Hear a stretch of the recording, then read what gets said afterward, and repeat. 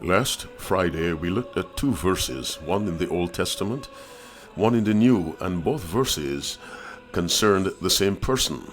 Genesis 2 verse 1, thus the heavens and the earth were finished, referring to the work of the Creator, who of course is Christ. The other verse was John 19:30, where that same Creator in human form said, it is finished, referring to spiritual creation or the atonement. It was finished, complete. Now he's in heaven applying the benefits of that complete atonement for those who put their trust entirely in him. Today, we will also look at two statements that are from the same person, Jesus Christ. It was he speaking for the Father who said on Mount Sinai in Exodus 20 verse 9, 6 days shalt thou labor and do all thy work, but the seventh day is the Sabbath of the Lord thy God. In it thou shalt not do any work. Exodus 20 verse 9. This same Jesus said in Mark 3 verse 4, is it lawful to do good on the Sabbath day, or to do evil, to save life, or to kill? The questions are rhetorical. They did not require a direct response.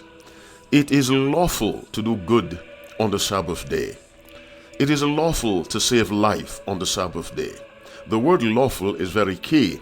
It is entirely in keeping with the law of the Sabbath to do acts of mercy and kindness on the Sabbath day, acts that need to be done immediately and cannot be put off for some other day. It is lawful, it is consistent with the keeping of the Sabbath to bring relief to someone who's suffering, someone who's bedridden, someone who's in some form or fashion laid up for a while and cannot make it to church. It is lawful to engage in activities that bring rest to that person, peace of mind to that person. The Sabbath is not a day for idleness. The Sabbath is a day to refrain from the activities that generate income or a so-called living. The Sabbath is a day to avoid secular activities. The Sabbath is not a day to rest from mercy. And so, my listening friend, is there someone in your church congregation who is sick, at home, bedridden? Is there someone hospitalized?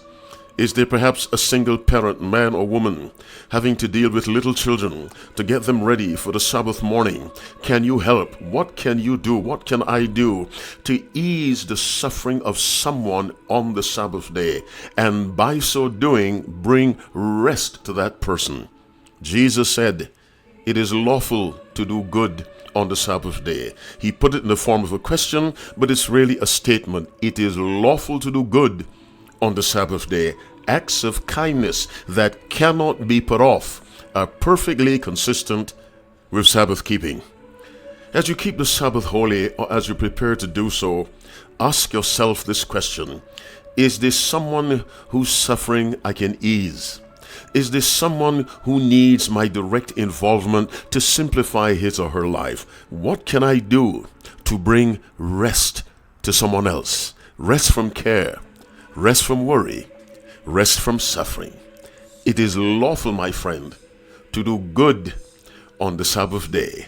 And these words are from the same person who said, in it thou shalt not do any work. I repeat, the Sabbath is not a day for idleness. It's not a day to sleep 24 hours a day in our silken pajamas. It is a day to be busy in acts of mercy that cannot wait for another day. As you keep the Sabbath holy, may you, by the guidance of the Holy Spirit, follow the example of the Sabbath keeper, the ultimate Sabbath keeper, the human Jesus, who said, it is lawful to do good on the Sabbath day. Happy Sabbath. May God abundantly bless you and doubly bless your children.